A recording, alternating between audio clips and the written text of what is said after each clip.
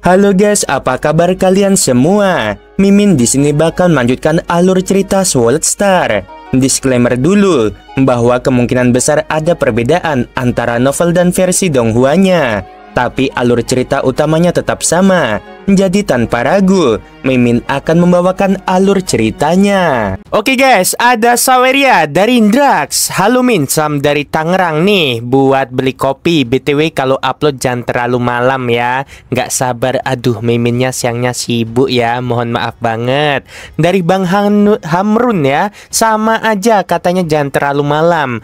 Mimin usahakan kalau memang banyak waktu luang bakal upload yang kayak biasanya di sore hari ya. Cuma bener-bener lagi capek banget teman-teman. Jadi Mimin baru ngerjain tuh di jam 8 malam habis istirahat ya. Makasih banyak yang udah support Mimin. Mimin doakan sehat selalu dan lancar terus rezekinya. Amin. Yuk langsung saja pada video terbaru. Langit kekacauan primal tampak bergetar ketika dua sosok berdiri saling berhadapan. Itu Lo Feng, sang raja dewa muda yang kini dikenal sebagai Lao He, dan Kaisar Tian Kun, penguasa besar kerajaan Xi. 10 prefektur kekacauan primal. Suara Kaisar Tian Kun bergema berat. Matanya yang merah menyala menatap tajam. Apakah kau yakin dengan permintaanmu, Lao He? Lo Feng menatap balik tanpa gentar. Menurutmu, apakah aku meminta terlalu banyak? Keheningan melingkupi udara. Dalam tatapan itu, keduanya saling mengukur kekuatan dan niat. Kaisar Tian Kun bisa merasakan tekanan dari kehendak Raja Dewa yang terpancar dari Lo Feng. Itu tenang tapi menekan, seolah seluruh ruang tunduk di bawahnya. Urusan antara aku dan Raja Negarayu, gumam Tian Kun geram. Mengapa dia harus ikut campur dan membuat semua semakin lebih rumit? Sebenarnya, dia tidak takut pada Lo Feng. Dalam hal kekuatan murni, ia bahkan merasa bisa meledakkan energi dan pergi sesuka hati. Namun 10 avatar Lo Feng yang menyerang kerajaan Xi itu hal lain. Bahkan dirinya dengan tubuh yang begitu besar dan kuat tak akan sanggup menahan semuanya sekaligus. Ia punya kerajaan, rakyat, dan wilayah yang luas. Sementara Lo Feng tak punya apapun selain dirinya sendiri dan satu murid. Dan seseorang yang tak memiliki apapun tak punya rasa takut. Kaisar Tian Kun menghela napas berat. Ia sadar sekali salah langkah, seluruh kerajaan Xi bisa hancur. Baiklah, katanya akhirnya. Matanya berkilat dingin. Kali ini aku meremehkan dirimu, Raja Dewa Lo He. Tak kusangka, hanya di alam pertama Raja Dewa, kau sudah memiliki kekuatan sekuat ini. 10 prefektur kekacauan primal itu anggap saja sebagai kompensasi. Lo Feng mengangguk pelan. Kaisar Tian Kun memang berterus terang. Mulai sekarang kita akan bertetangga. Semoga hubungan kita tetap baik. Kaisar Tian Kun mendengus dingin, tapi matanya menatap waspada. Ia tahu pertempuran ini bukanlah akhir, hanya jeda dari badai yang lebih besar. Dengan satu kepakan sayap, tubuh raksasanya lenyap ke dalam pusaran cahaya. Dan di saat yang sama, 10 sosok Lo Feng bersirah-pirah pun memudar dari langit, menghilang seolah tak pernah ada. Sudah berakhir, bisik para pengamat di kejauhan. Tanpa diduga, Raja Dewa Lo He ini sebanding dengan Kaisar Tian Kun. Di tanah asal telah lahir penguasa baru yang tidak boleh diremehkan. Di puncak gunung, seorang tua berambut putih menatap langit. Itu Susanke, guru Lo Feng. Muridku, tak kusangka kau bisa berdiri sejajar dengan para kaisar. Suaranya lirih, namun syarat dengan kebanggaan. Saatnya aku menemuinya. Beberapa waktu kemudian, di kota Huyang, di pavilion milik Raja Negarayu, saudara Lo He, Raja Negarayu menepuk bahu Lo Feng, wajahnya berseri. Aku benar-benar berterima kasih. Semua ini berkatmu. Kalau bukan karena kekuatanmu, pertempuran ini tak akan berakhir secepat itu. Lo Feng tersenyum. Ah, ini hanya hal kecil saja. Tapi saudara Yusui, ku dengar tubuh aslimu berada di tanah Tianhe. Kau harus berhati-hati. Raja negara Yu mengangguk penuh percaya diri. Mereka mungkin lebih banyak dariku, tapi aku tak semudah itu ditindas. Tapi kau juga harus waspada. Kau sudah menyinggung Kaisar Tiankun cukup dalam. Dengan sifatnya, dia tidak akan diam saja. Jika kau butuh bantuan, panggil saja aku. Lo Feng tertawa pelan. Tenang saja, aku bahkan sudah meminta 10 prefektur kekacauan primal sebagai kompensasi. Raja negara Yu terkejut. 10 prefektur, kau benar-benar berani. Kalau sudah menyinggung, sekalian saja menyinggung sepenuhnya, ujar Lo Feng dengan senyum tipis. Mulai sekarang, wilayahku dan kerajaan Si akan berbatasan, dan aku yakin hari-hari depan akan lebih menarik. Raja negara Yu menatapnya lekat-lekat, lalu tertawa keras. Kalau begitu, kita sekutu sekarang. Jika perang datang, kerajaan Yu akan berdiri di pihakmu. Sementara itu, di ibu kota kerajaan Si, suasana istana diliputi amarah dan kecemasan. Kakak, seru Raja Dewa Wuxiang, wajahnya tegang. Lao He sudah menguasai 10 prefektur kekacauan primal kita. Dia bahkan memerintahkan semua makhluk di sana untuk pergi dalam sehari. Apa kita akan menyerahkan wilayah itu begitu saja? Kaisar Tiankun duduk di singgasananya, matanya dingin seperti batu. Kalau tidak kita serahkan, katanya datar. Apakah kau pikir dia akan berhenti menyerang? 4 raja dewa lainnya terdiam. Mereka tahu tak satu pun dari mereka bisa menghentikan bahkan satu avatar Lo Feng. Kalau kita memaksanya perang lanjut Tiankun, kerajaan Si akan hancur. Tapi kakak, selah Raja Dewa Iblis, kalau duel 1 lawan 1, kau tetap lebih kuat darinya. Kalau bertahan lama, dia akan kalah. Kaisar Tiankun menggeleng pelan. Aku tidak bisa mengalahkannya. Mereka semua menatapnya dengan terkejut. Tubuh fisiknya luar biasa. Ia bisa beregenerasi, seolah membawa sumber kehidupan di dalam dirinya. Dalam pertempuran terakhir, bahkan setelah bertarung begitu lama, kekuatannya tidak menurun sedikit pun. Ia memandang keluar jendela, nada suaranya menjadi lebih berat. Dia lebih merepotkan daripada Raja Negara Yu. Untuk saat ini, jangan pernah memprovokasi Lo He lagi.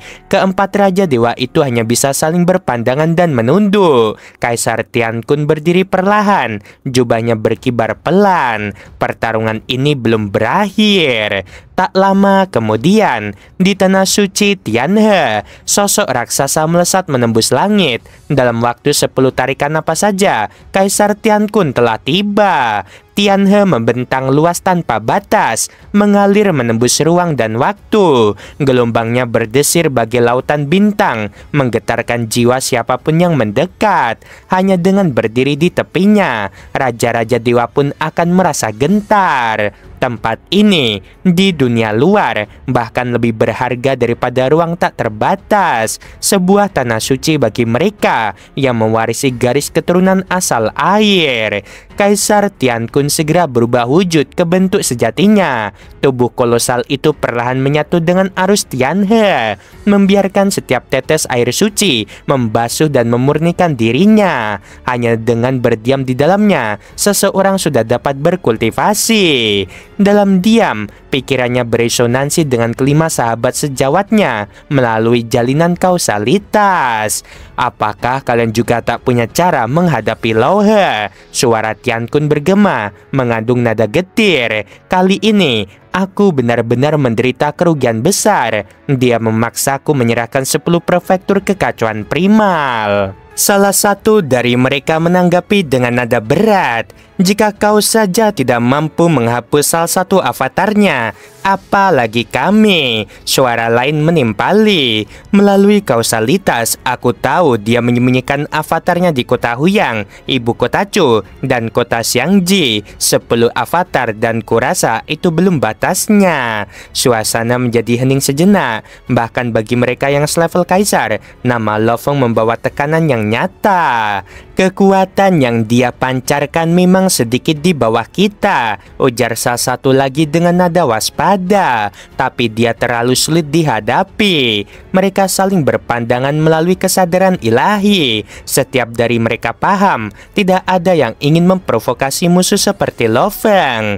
Jika begitu, gumam Tian Kun akhirnya, karena kita tak bisa memaksa Kaisar Yusui dari luar, mari kita tuntaskan semuanya di Tianhe. 6 sosok itu terdiam, aura mereka bergelora lembut di atas arus air suci. Mereka tahu dari seluruh kultivator bergaris darah asal air, hanya segelintir yang bisa menandingi mereka. Dan dari semua ancaman yang ada, hanya satu nama yang mengguncang hati mereka, yaitu Kaisar Yusui. Sementara itu, di negara kuno angin api, kota Polu, San Yunge dengan penuh hormat menunduk ketika tubuh Raja Dewa muncul di hadapannya. Ini adalah pertama kalinya sang guru memanggilnya secara pribadi setelah sekian lama. Raja Dewa Polu tersenyum tipis. Yunge, saudara Lohe baru saja menjadi Raja Dewa. Ia bahkan berduel dengan Kaisar Tian Kun tanpa kalah. Aku berniat mengunjunginya untuk memberi selamat. Kau akan ikut denganku. Sang Yunge menatap sang guru dengan mata bergetar. Ia tidak menyangka akan diizinkan mendampingi dalam pertemuan sebesar itu. Namun, perkataan selanjutnya membuat dadanya menegang. Sudah lama kau tak turun gunung. Ini juga kesempatan bagimu untuk bertemu Moyu Qingyan, ujar sang guru santai. Sang Yunge terdiam. Setelah berpikir sejenak, ia menunduk dalam-dalam. Guru, kami telah berpisah. Alis Raja Dewa Polu berkerut. Saya telah mengabdikan diri sepenuhnya pada kultivasi di bawah bimbingan guru. Saya tidak ingin diganggu urusan lain. Karena itulah saya memutuskan hubungan dengan Qingyan, ucap Yunge penuh hormat. Tatapan Raja Dewa Polu perlahan berubah dingin. Aura tajam keluar dari tubuhnya, membuat udara seolah membeku. Gadis bodoh, ujarnya dengan nada dingin. Sebuah gelombang kekuatan tak terlihat menyapu sekitarnya. Dalam sekejap, sang Yunge terseret keluar dari Gunung Polu, terlempar jauh ke kota Polu. Ketika ia sadar, ia hanya melihat gunung megah itu berdiri di kejauhan. Suara gurunya bergema dalam benaknya, tegas dan dingin. Sampai aku memanggilmu kembali, kau tak boleh menjejakkan kaki ke gunung itu lagi. Tubuh San Yunge gemetar. Ia memandang puncak gunung itu lama sekali. Matanya bergetar di antara rasa hormat dan luka. Guru mengusirku. Ternyata aku salah. Kupikir beliau mengajar karena welas asih terhadap semua makhluk. Tapi ternyata beliau juga terjerat kepentingan, sama seperti para raja dewa lainnya. Dari satu kata bodoh, ia tahu semuanya, bahwa dirinya hanyalah batu loncatan, sarana agar sang guru bisa lebih dekat dengan Raja Dewa Lohe. Di kota Huyang, Raja Dewa Polu datang berkunjung dengan senyum lebar. Saudara Lohe, dengan kekuatanmu 20 prefektur kekacauan primal itu rasanya terlalu sedikit. Lo Feng menatapnya dengan tenang. Aku tidak tertarik merebut wilayah. Kali ini aku hanya memenuhi permintaan saudara Yusui. 20 prefektur itu sudah lebih dari cukup. Sedangkan Kaisar Tian Kun, karena telah bertindak, tentu ia harus membayar harga. Raja Dewa Polu tertawa kecil. Kau benar-benar murah hati, membantu Kaisar Yusui hanya demi 10 prefektur, tapi menjadikan musuh sebesar Kaisar Tian Kun. Tak banyak yang berani melakukan hal itu. Lo Feng hanya tersenyum, namun Raja Dewa Polu tiba-tiba menghela napas pelan. Ada satu hal lagi yang membuatku merasa bersalah. Aku menerima istri muridmu. Tak kusangka, itu justru menghancurkan hubungan mereka. Aku telah mengusir San Yunge agar dia dapat menenangkan diri, katanya sambil menggeleng. Lo Feng tersenyum samar. Kalau mereka memang tak ditakdirkan, biarlah begitu. Aku justru berterima kasih padamu. Sementara Lo Feng berbincang dengan Raja Dewa Polu, sebuah aura kuat menembus langit, langsung menuju kediaman Lo Feng di Xiangji. Lo Feng seketika membuka mata. Seseorang datang dan memanggil nama langsungku. Lo Feng, ujarnya sambil tersenyum tenang. Lama tak berjumpa. Lo Feng menatapnya dalam diam. Mata mereka bertemu dan udara di antara mereka bergetar halus. Lo Feng berdiri diam menatap sosok di hadapannya. Gurunya tampak jauh lebih tegap dan berwibawa dibandingkan bayangan sang guru dalam ingatannya. Susan Ke tersenyum samar. Kau sudah berhadapan dengan tuan kerajaan si begitu cepat. Jauh lebih awal dari dugaanku, katanya lembut menatap muridnya. Lo Feng tertegun. Suara itu, intonasinya, bahkan napas yang mengalir di antara kata-kata, semuanya begitu familiar. Guru, ucap Lo Feng pelan namun penuh keyakinan. Tak mungkin salah, ia tahu yang berdiri di depannya benar-benar gurunya. Hanya segelintir orang di tanah asal yang tahu identitas sejatinya sebagai Lo Feng, dan gurunya adalah salah satunya. Susan Ke menatap muridnya dengan mata tenang yang menyimpan lautan kenangan. Aku sudah menaruh harapan belas dendamku padamu, ucapnya lirih. Mungkin itu tak adil untukmu, Lo Feng, karena menghabisi Raja Dewa Alam kedua sepenuhnya. Bahkan para kaisar pun tak sanggup melakukannya. Lo Feng hanya tersenyum kecil. Guru, tekanan seperti itu bukan beban bagiku. Aku tahu, sang guru ikut tersenyum. Kau bukan tipe yang goyah karena beban dunia. Keduanya terdiam sejenak. Angin malam berembus lembut, membawa aroma kehidupan dari kota Xiangji. Kamu masih baru tinggal di tanah asal, lanjut sang guru. Tapi kemajuanmu jauh melampauiku di masa itu. Aku masih ingat saat pertama kali melihatmu, seorang pemuda bumi yang keras kepala dan selalu menatap langit, seolah menantang semesta. Lo Feng menunduk. Senyum nostalgia tersungging di wajahnya. Untuk menghabisi 3 tuan kerajaan Si, kekuatanku masih belum cukup, katanya.